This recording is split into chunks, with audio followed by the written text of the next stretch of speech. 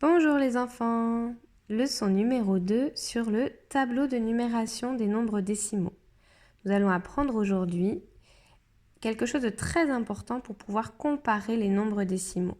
Vous savez, quand on va devoir les ranger du plus petit au plus grand ou quel est le plus petit, quel est le plus grand des deux nombres. Donc il est important de comprendre quelque chose.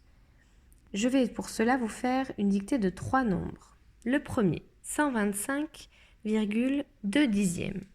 125,2 dixièmes. Je n'ai pas de centièmes et je n'ai pas de millièmes. J'ai bien dit 125,2 dixièmes. Il n'y a pas de centièmes, il n'a pas de millièmes. Il est important de le préciser. On va voir pourquoi. Je vous dis ensuite 125,2 centièmes. 125,2 centièmes.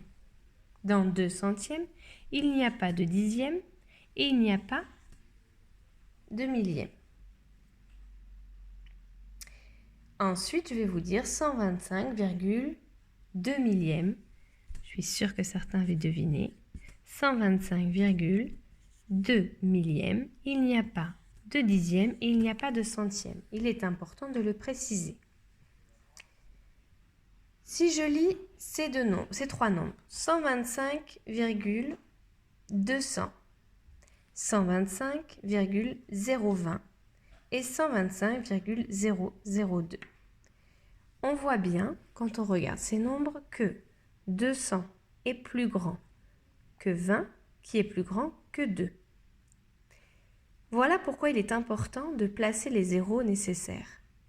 Puisque si l'on regarde uniquement la partie décimale, on peut dire que 125,200 est plus grand que 125,020, qui est plus grand que 125,002.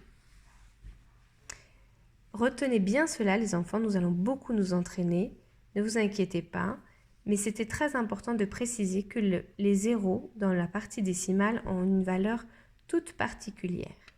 Allez, on se retrouve pour la prochaine leçon. À très bientôt et bon courage pour les travaux d'aujourd'hui. Gros bisous!